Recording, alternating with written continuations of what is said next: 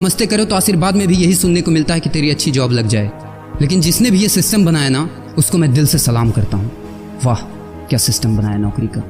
ये लोग जिंदगी भर उसी में उलझ कर रह जाते हैं, कभी बाहर ही नहीं निकल पाते, कभी नहीं। जब बच्चा पैदा होता है तब से यही रट लगाया जाता है कि मेरा बेटा डॉक्टर बनेगा, इंजीनियर बनेगा, सरकारी नौकरी करेगा, ये बनेगा वो बनेगा। लेकिन किसी ने कभी कहा ही नहीं कि मेरा बेटा अमीर बनेगा। बचपन से लेकर आज तक घर में, समाज में 22 सालों तक इसी बात का इंतजार रहता है कि मेरे बेटे को कोई कंपनी अच्छी जॉब दे दे। लेकिन एक बार किसी ने नहीं बोला कि मेरा बेटा एक कंपनी खोलेगा और लाखों लोगों को जॉब देगा। उससे किसी ने कभी कहा ही नहीं, कभी नहीं। तो फिर कैसे कोई अमीर बनेगा यार, जिसको कभी वो माहौल ही नहीं मिला, जिसके दिल में सपनों का वो फूल ही नहीं खिला। समय के तूफान में उस सपने ने कहीं दम तोड़ दिया, जिंदगी के थपेड़े ने वो रास्ता ही मोड़ दिया, दुनिया के ताने के डर से उस सपनों को ही छोड़ दिया।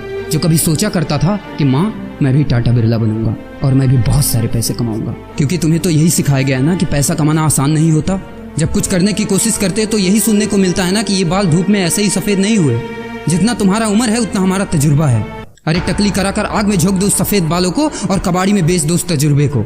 इतना ही तजुर्बा होता ना तो आज वो यहाँ खड़े होकर फ्री की एडवाइस नहीं दे रहे होते, बल्कि किसी मैगजीन और न्यूज़पेपर के फ्रंट पेज पे होते।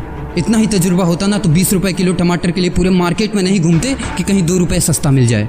और बस में 12 साल के बच्चे को 5 साल बताकर भाड़ा नहीं कम करवा रहे होते। हा तजुर्बा। वैसे अच्छा मजाक करते हैं लोग। अबे किसकी बातें सुन रहा है? उन लोगों की जिन्होंने अपनी जिंदगी में कुछ उखाड़ा ही नहीं है, जो लोग लोमड़ी बनकर भाग गए स्ट्रगल के आगे, जो कभी शेर की तरह दहाड़ा ही नहीं है। ये लोग तुझे क्या सिखाएंगे कि पैसे कैसे कमाते हैं और अमीर कैसे बनते हैं। एक बार जा और झांक अपने घर में, अपनी सोसाइटी में, अपने शहर में। है कोई ऐसा जो वो लाइफ जी रहा है जो तू जीना चाहता है? है कोई ऐसा जो उतना पैसा कमा रहा है जितना तू कमाना चाहता है? है कोई ऐसा जो उस कार में घूमता है जिस कार में घूमने का तू सपना देखता है और शायद उसी कार की फोटो तेरे दीवार पे भी लगी हो? है कोई ऐसा जिसने उतना नाम कमा लिया जितना तू कमाना चाहता है, जितना तुझे चाहिए? झांक यार, झांक ले, पता चला कुछ।